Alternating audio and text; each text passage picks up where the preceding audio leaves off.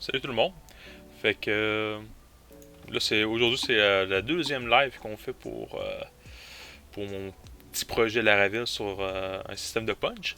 Fait que qu'est-ce qu'on va faire aujourd'hui principalement? Ça va être la création du répertoire Laravel. Après ça, ça va être logiquement faire les accès pour la base de données. Et finalement, créer les fichiers de migration puis les modèles pour la lecture sur du projet Laravel de l'app pour accéder plus facilement puis ajouter tout ça, les éléments sur la DB pour les points qu'on avait déjà abordés dans le workbench qu'on avait conçu précédemment. Donc, qu'est-ce qu'on voit présentement à l'écran? C'est le PowerShell, le bon vieux commande ou la, je me souviens plus c'est quoi le terme exactement sur Linux et sur les Mac, là, mais on va appeler ça la commande. Pendant c'est ça, c'est un invite commande. Fait que, qu'est-ce qu'on va faire tout d'abord? Ça va être assez simple. On va faire cd command directory. On va aller récupérer la ligne ben, où est-ce qu'il se situe sur mon ordinateur. Fait que là, comme vous voyez, je l'ai mis sur le desktop site. Qu'est-ce qu'on va faire? Ça va faire Composer. Ouais, là par exemple, j'ai un trou de mémoire. Fait qu'est-ce qu'on va faire? C'est je vais aller sur Laravel. Laravel. Hop. Create. Tiens, on va faire Create Composer Laravel. Comme vous pouvez voir, c'est pas la première fois que je m'en vais là-dessus. Donc, on va aller chercher. On va faire Composer. Installation via Composer ici. Donc, on va écrire cette jolie invite de commande-là dans le PowerShell. On y ouvre. Je le dis comme ça. Et create. Si j'avais voulu, j'aurais pu le copier-coller, mais je trouvais que ça plus sexy de l'écrire. La Laravel, on va appeler ça punch parce qu'on n'a pas beaucoup d'imagination. On fait enter.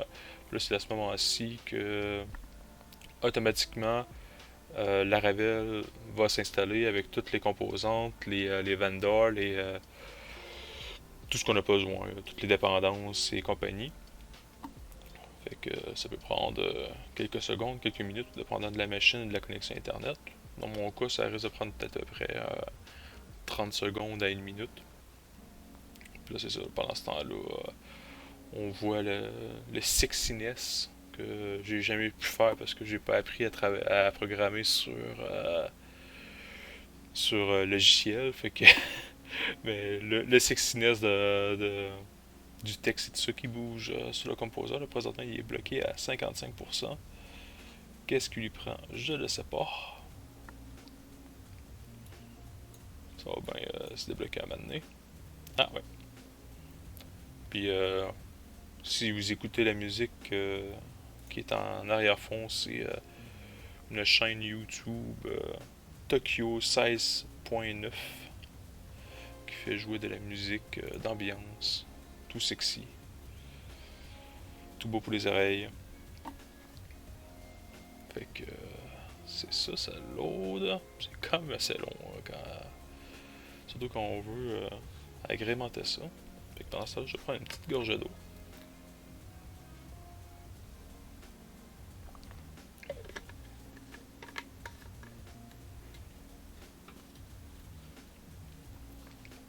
Bonjour, ça va bien arriver. Ah, il y a un package Sébastien Resource Operation qui a été abandonné. On n'aurait pas l'utiliser. C'est la première fois, normalement, ça doit être parce qu'il y a justement présentement le streaming, parce que normalement, c'est vraiment pas aussi long que ça. C'est normalement assez rapide et efficace. On dirait qu'il y a un blocage dans mes ports. Ça va peut-être débloquer un jour.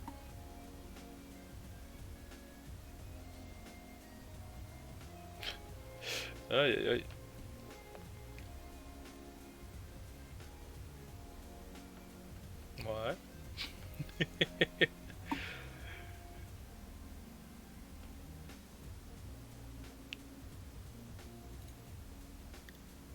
vais voir le dossier en ce moment qui est en train de se créer.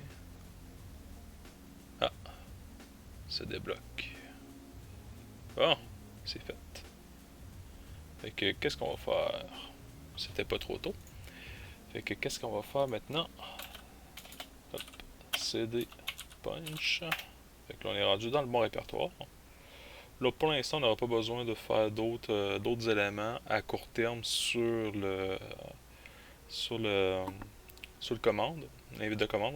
Là qu'est-ce que ça va être? On va retourner dans l'IDE qui va avoir les fichiers. Je vais ouvrir mon logiciel, mon atome dans quelques instants. Là je vais aller juste hop, aller récupérer mon dossier, me le garocher dedans comme ça. Et maintenant je peux vous montrer mon IDE. Fait que là ici on voit le listing de tous les fichiers qui sont dans le répertoire Punch. Fait que qu'est-ce qu'on a comme objectif? C'est d'abord on va aller jouer dans les environnements pour que je puisse mettre le bon répertoire. Fait que MySQL, root, 36, la base DBName. Là dans ce cas-ci on va l'appeler test parce que si on va voir dans mon localhost, c'est ici. Vous voyez, j'ai mon répertoire test qui est là. Normalement, ma méthode, puis je considère que c'est la bonne méthode, c'est vraiment d'écrire db underscore le nom de la base de données qu'on va utiliser. C'est ma façon de travailler. Comme ça, en plus, justement, comme phpMyAdmin va automatiquement créer un répertoire puis il va tout mettre ses affaires. Mais dans ce cas-ci, vu que c'est on va dire du testing d'expérience, fait que on s'en fout un peu, on va y aller avec test. Puis en même temps, c'est à cause que je ne veux pas vous montrer les répertoires de mes clients que je travaille en local, fait que on se garde une petite gêne. Fait que, hop, on retourne dans mon IDE. Ça. Fait que test est placé, route, ça change ça vu que je suis en local sur mon ordinateur. On touche pas à ça, ça va être bien correct. Fait que on sauvegarde. Puis là maintenant on s'en vient sur la partie qui va être incroyable dans les databases, migration. Puis on peut voir qu'il y a déjà des petits fichiers qui sont créés. Fait que pour ceux qui sont un petit peu moins familiers avec Laravel, même moi à vrai dire ça a quand même pris du temps avant que je comprenne la magie de la chose. Fait que si on veut, on réécrit toutes nos bases de données. Qu'est-ce qu'on avait fait sur le Workbench, on va les réécrire manuellement dans cet endroit-ci avec les liens logiques et compagnie pour pouvoir faire une jonction que automatiquement avec le PHP artisan, ça va s'injecter dans la base de données, puis ça va faire en sorte que tout va être plus facilement accessible en suivant la logique de Laravel. Fait que là, on peut voir déjà TableID et tout ça. Là, je vais voir le fichier Create Users. Fait que si moindrement, on s'en arrive puis on ouvre le Workbench. Là ici, on pouvait voir que j'avais justement créé on avait déjà notre logique ici, Users, Disponibilities, Punches, Schedules. Fait que là, dans cette situation-là, qu'est-ce qu'on va faire, c'est on va arriver, moi je vais juste mettre ça un petit peu plus comme qu'est-ce que j'aime bien lire. Même. Ça, qu'est-ce qui est le fun en plus, c'est qu'automatiquement, vu que c'est ces fichiers-là qui ont été créés par Laravel, fait qu'ils ont déjà certains éléments de des choses. Puis là, je viens de découvrir que j'avais pas remis mon IDE visible. Je suis niaiseux. Fait que là, c'est ça. Fait que là, on peut voir les fichiers, les fonctions dans la classe Create User Tables. On fait ça de même. Je rends juste ça un petit peu plus selon mon sens de lecture habituel. Fait que create users, blueprints, on touche pas à ça. Qu'est-ce qui va arriver? Ça va être surtout justement le string name, email, on va avoir des petites notifications à apporter. Fait que ça, comme ça, le string name lui va disparaître. Moi, je vais les remettre à peu près dans le même ordre qui était sur mon workbench. Qu'est-ce que je vais faire? C'est que je pense bien. Hop, je vais les mettre un à côté de l'autre. Ça va être pas mal plus fun à voir en même temps. Comme ça. Hein? Faut du mal garde le format. Fait qu'on va laisser faire finalement. Parce que sinon, le niveau de visibilité va être moins vargeux. Fait que, fausse bonne idée. Ça, c'est mon genre. Surtout faire du direct, hein. Fait que à ce moment-là, on est sûr d'avoir des fails. Surtout moi qui est tellement incroyable dans les lives. À chaque fois, je me trompe. Quelque part. Fait que, hop. Fait que qu'est-ce qu'on va faire? Je vais y aller de même, on va y aller. Fait que string, ici, string email unique. Qu'est-ce que je vais faire? C'est que moi, j'aime bien, on va dire, ajuster automatiquement les limites de caractères qui peuvent rentrer dans sur ma base de données. Oh, mon dieu, je sais plus écrire. First name. J'avais dit que c'était 64 caractères. Comme ça. Last name aussi. Après ça, j'ai le password. Email vérifié. Ça, c'est dans une situation. Je vais le garder pareil. Parce que c'est quand même intéressant à avoir. Mais ça serait plus dans une optique. Comment dire. Je cherche la façon de le dire. Mais ah oui, c'est ça. C'est si moindrement on permettait aux utilisateurs de s'inscrire à partir d'une page dédiée à ça, ce qui ne sera pas le cas dans notre situation parce que ça va être l'administrateur qui va l'ajouter. Mais ça c'est de cette façon-là comme que vu que c'est l'administrateur, mais si on avait eu un site où ce que les gens pouvaient s'inscrire en ligne, comme on va dire Facebook par hasard, ou Twitch, justement. Fait que là, à ce moment-là, on aurait pu envoyer un courriel à l'utilisateur pour qu'il confirme son adresse courriel, puis après ça, dans la base de données, quand la personne aurait vérifié, ben là, ça aurait fait email vérifié at, puis là, il aurait pu être actif. Qu'est-ce qu'on va rajouter par exemple? Le password il est là. Il me reste à ajouter le niveau de permission. Hop, j'écris permission. Puis, vu qu'il n'y a pas beaucoup de possibilités, fait qu'on va faire boolean. Ça va être un true false, un 0 ou un 1.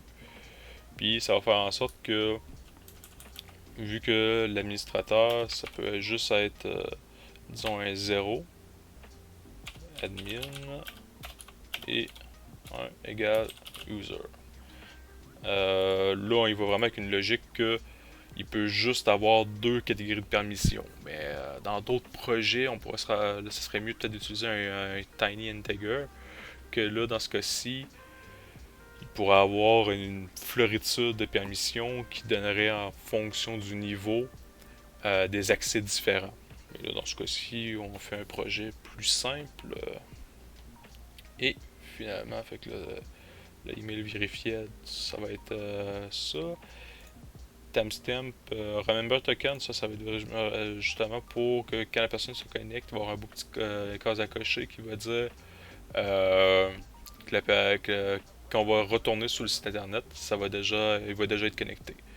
Le timestamp, ça c'est à chaque fois qu'il va y avoir une modification de l'utilisateur, tout ça, automatiquement dans la base de données, ça va s'accumuler, ça va dire la dernière fois qu'elle a été modifiée, la dernière fois qu'elle a été créée, tout ça.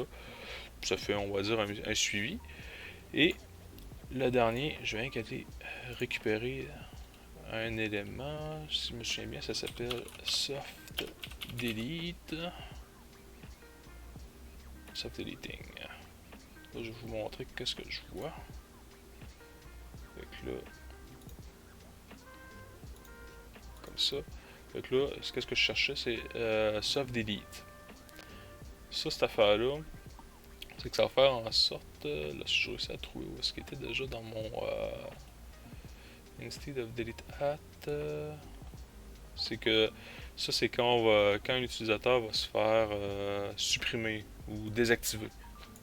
Ça va pas être, ça va être au lieu de se faire complètement flusher, il va rester dans la base de données. Ça va juste dire que la personne est inactive. Donc, c'est ça. Fait que là, j'ai essayé de soft deleting. That's it. Soft deleting models. With trash, return user. Mais non, hey, j'ai de la difficulté à trouver où est-ce que c'était caché. En plus, ce qui est plate. Soft delete. Ah, je l'ai vu. Database. Migration. Fait que on arrive de même. On a un petit copier-coller. On en retourne dans l'IDE.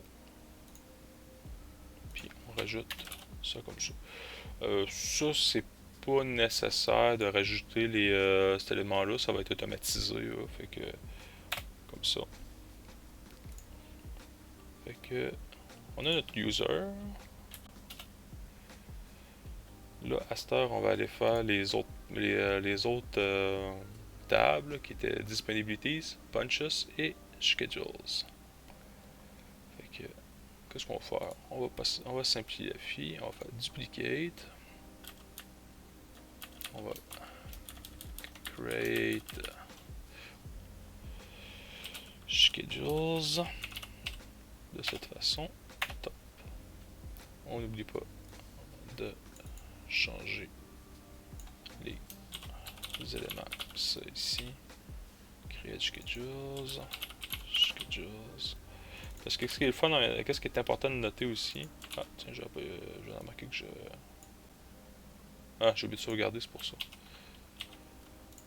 Fait que. Juste parce que je veux garder mon.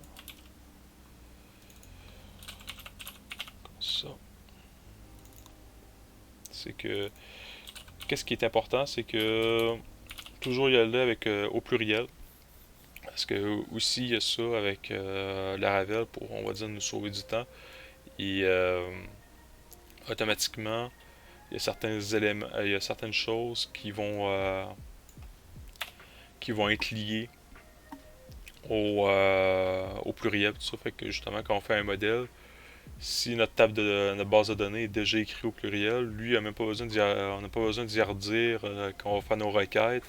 Ça va être automatisé, ça va aller chercher directement la bonne table. Il est assez intelligent pour ça. Comme ça ici.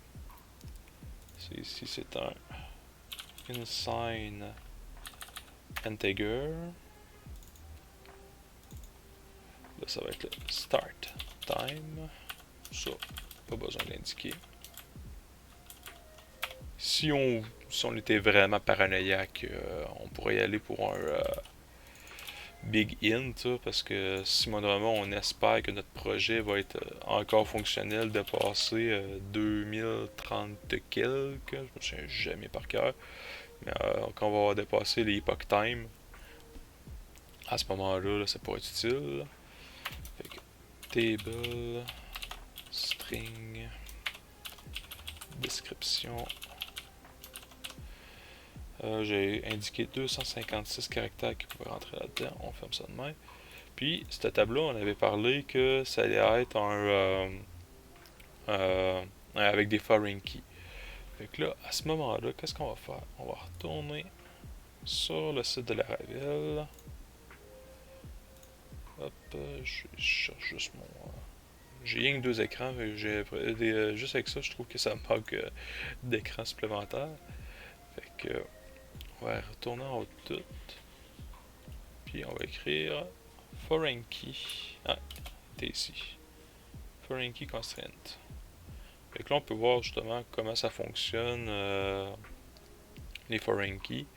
Fait que moi, j'aime bien utiliser ceux-là ici. Pourquoi? C'est parce que j'aime bien indiquer sur quelle table que ça va être lié. Là, on peut voir justement que les autres utilisent, on va dire, une logique semblable à la mienne. Fait que user ID, underscore ID. Puis constraints, parce que si moi on arrive dans des tables qui vont être écrits, même s'ils sont au pluriel, on va pas s'en cacher que disponibilities au pluriel, c'est différent de disponibility au singulier.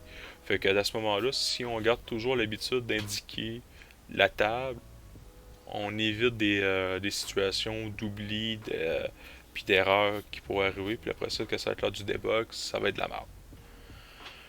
Fait que users comme ça, schedules, tout a l'air beau. Si je me fie à mon workbench, tout est semblable. Fait qu'à ce temps, on va aller faire. Ah non, hey, j'allais faire une belle erreur. On rename, c'est parce que j'ai oublié d'indiquer le nom du fichier, parce que lui va créer ses tables en fonction de l'ordre qu'on a indiqué dans le fichier de migration. Fait que là, vu qu'on est en 2021, on est en septembre, le 03, puis on va laisser ça à 0000. Fait que Enter. Là, on va dupliquer celui-là. Là, on va rajouter un 1. Et maintenant, on va écrire punches. Fait que ça va être la table qui va être dédiée aux fois que nos utilisateurs vont arriver sur le site. Puis ils vont décider que j'arrive pour travailler. Fait que punches de même. Punches. Oups, je sais plus écrire. Punches. Et là, lui ça tombe bien, user, tout ça. On enlève la description. Ça sera pas nécessaire. Par exemple, ça va devenir un table unsing tiny integer pour dire le type. Fait que là, dans ce cas-ci, pas ça que je dois écrire, c'est type. Fait que ça, que ça veut dire, c'est que on va indiquer quand la personne va se puncher, ben, il va cliquer sur l'affaire de punch, on va pouvoir savoir c'est quoi sa dernière action qu'il a faite. Est-ce que ça a été une entrée, une sortie, un repas, une pause.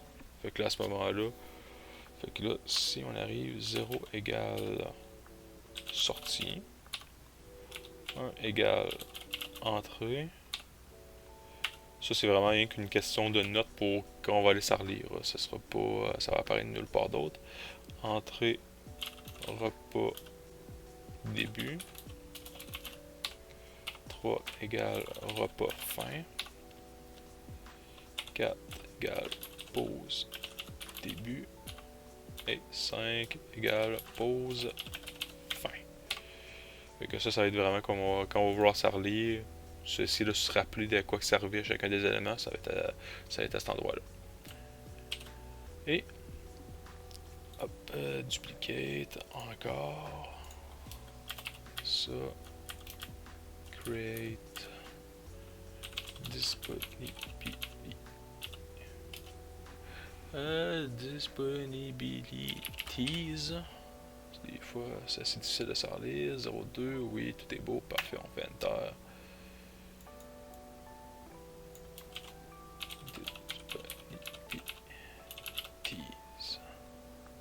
Rien que le copier-coller parce que à chaque fois j'ai l'impression que je me trompe quelque part. Comme ça. Et donc, qu'est-ce que j'avais indiqué là-dedans? Ok, ça a commencé par. On va réenlever ça. Comme ça. Table. String. Description. 256 caractères. Fait que ça, c'est que ça va servir, c'est que nos utilisateurs, quand ils vont dire, vont donner leur disponibilité, disons. La personne va pouvoir indiquer pourquoi est-ce qu'il demande cette demande de congé-là, ou le contraire, cette demande de dire je veux travailler cette journée-là. Fait que à ce moment-là, tout est beau. Oui. Et maintenant, on est rendu à l'étape de faire les modèles. Fait que les modèles, on les retrouve à chaque fois que je les cherche. Non. Ils sont dans App, Models, User. Puis là, je viens de remarquer que je vous avais laissé ça. Je suis un mauvais streamer, c'est officiel. Bonjour Simionc. Je suis désolé, je t'avais pas vu passer. Ça va bien? Fait que là c'est ça. Fait que là avec le user ici, là on regarde qu'est-ce qu'il y avait comme option. Encore là je vais rien que travailler ça un petit peu pour rendre ça plus lisible à ma façon. Comme ça.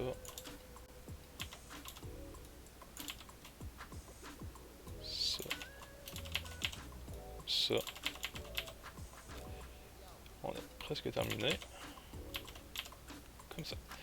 Donc, fait que là on peut voir si on suit à notre table user qui est ici. Fait qu'on va les rapprocher. Ah tiens, on va faire ça de même. De cette façon-là. Fait que là on peut voir, là on a l'ID, le email, first name. Fait que là ici, on va changer ça ici pour first name. Last name. Email correct, password. On allait oublier. Il manque permission. Parce que ça ici, ça va être fillable. Fait que ça, c'est que ça peut être éditable.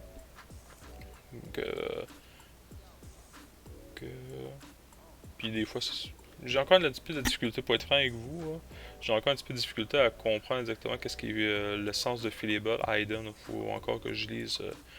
Comme que je dis souvent, je suis encore un petit peu néophyte avec la Ravel. Là, fait que j'ai encore des éléments que j'ai pas toujours compris de à quoi servent quoi. Fait que à ce moment-là, là, ça en fait partie. Fait que ça comme ça. Fait que user parce que ça va être un élément qui va être authentifiable. Parfait. Donc, là on va faire notre autre modèle qui va servir. On duplicate. Fait que là celui-là ça va être le modèle schedule. Là ceux-là les fichiers se ramassent au singulier. Extend. Fait que là, lui n'a pas besoin d'être authentifiable. Fait qu'on va y aller sur extend modèle. Si on va voir justement nos petits copains de la Ravel ici. On va remonter ça rapidement. On recherche Eloquent. Puis on va rien qu'aller voir un exemple de qu'est-ce que les autres disent. Là. Fait que ici, use Eloquent model, extend model. Fait que c'est ça que je vais utiliser ici. Must verify email, Last Factory. Ça, Last Factory, oui, on le garde. Parce que ça je crois que c'est parce que justement, que dans les factories, pour générer automatiquement, tantôt, ça va être un élément que je vais pouvoir faire, générer tout du data dans la base de données pour des fins de test. Fait qu'à ce moment-là, on peut faire ça de même. Pour le reste, pas besoin. Pas besoin de mettre use de même, extend de même. Schedule. Fait que si on regarde juste le use as factory. Fait que là, si on revient. Fait que là, ici, extend model, Fait qu'on retourne à l'IDE. De cette façon-là, là, on a les éléments. Fait qu'on va juste refermer le user là, fermer le user là. Allez, schedule. Fait que là, qu'est-ce qu'il y a comme élément? Ça va être start time, end time, description. Ça, on enlève ça. Parlant. Ah, c'est vrai. J'avais oublié de mettre aussi mon user ID. Comme ça. on enlève. Top. De cette façon-là. Ça c'est correct. Maintenant, on va le faire pour notre punches. Là, justement, là, on va arriver dans punches puis dans disponibility. Il va y avoir deux éléments différents qui vont être très bons à savoir. Fait que on fait duplicate encore parce que j'aime bien ne pas me compliquer la vie. Punch. Là, j'ai fait une erreur parce que là, j'ai oublié de mettre un P majuscule pour garder la logique. Fait que punch de cette façon. Fait que user ID, start time, end time, type. Comme ça. Puis là, je viens de retourner dans notre petit copain Laravel. Qu'est-ce qu'on cherche cette fois-ci? Ça va être Protected Table, justement, ça tombe bien, il était juste en dessous. Parce que dans la situation que notre table ne porterait pas le même nom, comme là, que le modèle, dans ce cas-ci, punch au singulier versus punch au pluriel. Fait que de cette façon-là, on sauve ça. Et maintenant, il nous reste à faire le dernier, et non le moindre, disponibilité. Comme ça. C'est certain que s'il y a quelqu'un qui connaît plus Laravel que moi, j'invite toujours à commenter puis à me faire des cues parce que encore là, je suis pas un génie là-dessus. Là, je serais un bullshitter professionnel. Ah, ouais, puis même à vrai dire, je suis tellement mauvais que j'avais oublié de faire ça. De faire les ajustements. Start time. Ah non, tout est là. Ok, j'étais sûr d'avoir fait un oubli. Fait que ça ici, description. On va changer ici. Ça, c'est pas nécessaire d'être dans le même ordre. Mais c'est quand même toujours le fun d'essayer de garder, on va dire, une logique. Là, fait qu'on va voir que demain.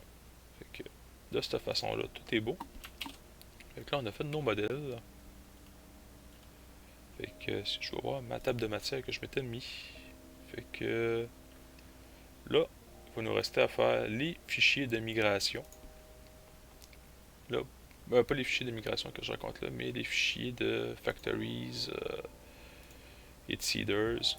Mais ça va être pour une autre fois. Qu'est-ce qu'on va faire, c'est on va créer nos fichiers, on va créer notre base de données. Fait que ça va être juste, on va se prendre de l'avance un peu, comme ça. Fait que de cette façon-là, qu'est-ce qui arrive? On retourne sur notre système de commandes. On va écrire PHP artisan migrate. Puis là, automatiquement, ça a créé notre base de données. Puis, si on va voir dans notre localhost, juste ici, on refresh un petit peu. Puis là, on peut voir toutes les bases de données qui ont été créées automatiquement par Laravel, dont justement le fichier de migration, ce qui nous dit si ça s'est bien passé et compagnie. Fait que à ce moment-là, qu'est-ce qu'il nous manquerait à faire? Ce serait les users. À pouvoir simuler une création de users. On pourrait même simuler des entrées en date puis tout ça pour notre futur calendrier. Fait que qu'est-ce qu'on va faire? On va retourner dans l'IDE. Fait que là ici on a un user factory create. Fait que je viens avec de même. On va aller chercher justement dans Factories, User Factory. On voit qu'il y a déjà les liens vers le bon modèle. De cette façon-là, comme ça. Parce que là, il va y avoir des petites modifications à apporter parce que justement, on a eu des éléments différents. Pas ça que je voulais faire, c'était ça. Là, on va... J'ai eu ça parce que on n'a pas comme moi avoir la moustache Avant, après, mon affaire, ça me gosse. Fait que c'est mon espèce de petit métoc qui peut arriver à beaucoup de programmeurs à ce que je cherche. Fait que ça en fait partie. Tiens, comme ça. Fait que là, on est rendu dans mon propre. Ce que j'aime bien aussi utiliser, c'est Element Sport. Hey, là, j'essaie d'y aller de mémoire. Mais à vrai dire, ce que je vais faire, c'est que je vais aller voir sur le navigateur le hashing. Parce que Laravel a automatiquement un système de hash pour. Ah, c'est ça, c'est une façade. Pour pouvoir facilement protéger les mots de passe. C'est probablement en passant par du. Euh, on va dire MD5 et compagnie. Il y a une fonction en star en PHP, juste un oubli. Je pense que c'est justement hash que Laravel a intégré ça. Fait que pour que ce soit beaucoup plus facile d'utilisation. Fait que là, j'ai copié-collé face hash. Ici, on change ça. On enlève ça de même. Puis, on va simplifier la vie. On voyait justement que le hash qu'on voyait, c'était pour le mot password. Mais moi, j'ai envie que ce soit un hash différent par utilisateur. Remember token, si on laisse ça comme ça. Fait que là, ici, le name. Fait que là, encore là, on va retourner sur mon modèle user. Hop, on le met de même. Donc là, on va first name, last name, email, password, permission. Fait que là, il y a des petites affaires qui sont différentes avec notre copain. Fait que on fait ça de même. First name. Last name. Si on avait voulu, on aurait pu aussi mettre des adresses, tout ça. C'est juste que là, à partir d'un bout, on va quand même pas trop se compliquer la vie, comme on dit. Permission. La permission, lui, ça va être un rand 0,1. On va que ça aussi, juste les aligner comme il faut. Hop, presque terminé. Rand, password. Ici, c'est first name et last name. Juste parce que j'ai un doute, on va aller sur les internets. Faker mocking.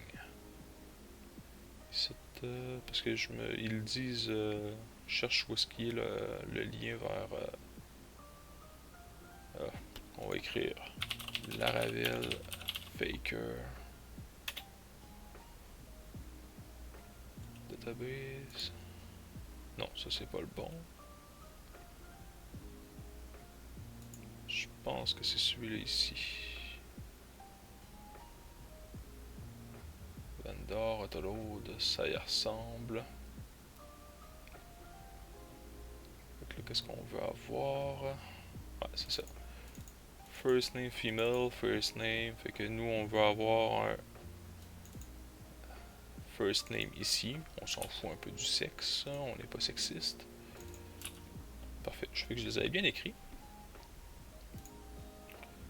Fait que, comme ça, unique, random, password qui va être généré. Est-ce que j'ai oublié un élément? À la première vue, non. Puis ça ici, fait qu'on fait un petit CTRL S. Et là, on est rendu à la partie qui est bien le fun. PHP Artisan DB Seed. Si tout s'est bien passé, ça devrait être super beau. Si on regarde la base de données, là, on refresh encore.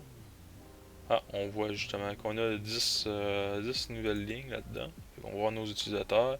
Et automatiquement, on a eu les infos, le hashing de password, leur niveau de permission. Comme on peut voir qu'on s'est ramassé avec beaucoup d'administrateurs. Peu d'employés, mais beaucoup d'administrateurs. Fait que on a un Floyd Tremblay, Joyce Bojicic. Fait que c'est ça. Fait que là, avec un adresse courriel de test, tout ça, fait qu'on va être rendu à la section de faire le système de connexion. Automatiquement, à ce moment-là, on va pouvoir aller utiliser les informations qui sont là-dessus, puis on va pouvoir avoir on va dire nos paramètres de test. On peut voir justement en plus, quand j'ai ici la colonne Delete at, Remember Token, Create, tout ça, c'est les tables que automatiquement Laravel il conçoit quand on laisse les paramètres dans le fichier de migration. Puis, si on va voir justement comme dans Schedules, automatiquement on a le User ID. Puis, si on voit la structure, la vue relationnelle, on voit que onDelete restrict, onUpdate restrict. Là, par exemple, ça, c'est une erreur que j'ai faite. On va pas s'en cacher. J'ai oublié de rajouter que je voulais que quand c'est onDelete, puis onUpdate, que ça soit en cascade ou tout ça. Ça, c'est encore là. Là, justement, en disant ça, on va aller faire une petite modification à notre fichier de migration. Ça veut dire Set Disponibilities, Punches Schedules. Hop, là, on les voit, je les ai réouverts ici. On va retourner sur le site de Laravel. Laravel.com. Documentation. Migration. On va retourner voir Foreign Key Constraint. Là, c'est ici, c'est onUpdate, cascade. Que là, si on retourne ici, ce que je vais faire de même. Là, je viens de voir en plus une autre chose que j'aime bien avoir, c'est que tout soit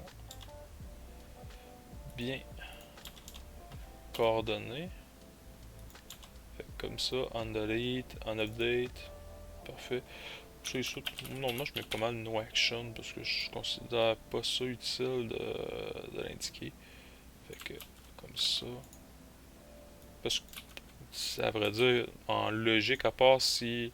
Surtout vu que c'est un ID. Dans la situation, est-ce que c'était peut-être un nom ou quelque chose qui était la table liée, ben, l'élément lié. Dans ce cas-là, là, ça pourrait être utile vraiment justement d'indiquer que si on modifie si le parent a modifié, ça va aller modifier l'enfant. Et dans ce cas-ci, on s'en calisse. Mais dans la situation de si moindrement il se fait déliter, si le parent se fait déliter, automatiquement, ça va aller supprimer les enfants. Fait que comme ça garde la base de données clean, puis on n'est pas obligé de faire 10 millions de requêtes pour une fois qu'un élément a été supprimé, ça va tout se supprimer d'une traite. Fait que CTRL S, hop, on réouvre le PowerShell. Qu'est-ce qu'on va faire là? PHP artisan migrate fresh. Fait que là, qu'est-ce qu'il a fait, c'est qu'il a complètement délité la base de données. Puis il en a recréé il a délité toutes les tables. Puis il en a recréé des nouvelles. Puis je refais un PHP artisan db seed. Un petit enter. Là, on a fait un PowerShell. On ferme ça.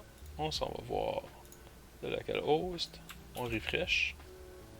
On peut voir cascade, no action. Automatiquement, les tables ont été indexées au bon endroit pour pouvoir faciliter, disons, les options de recherche et compagnie. Fait que c'est beaucoup plus efficace de cette façon. Puis on peut voir justement, lui a comme pas censé avoir de vue relationnelle à part justement le email qui est le courriel qui est unique. Fait que tout est beau. Et la prochaine fois qu'on va se voir, ça va être commencer à, on va dire, à créer nos premiers components. Là, ça va être assez simple. Ça va être les components header, footer, jouer avec ça. Et après ça, créer la page de login. Puis on va voir qu'est-ce qui va s'en venir après ça. Bonne journée!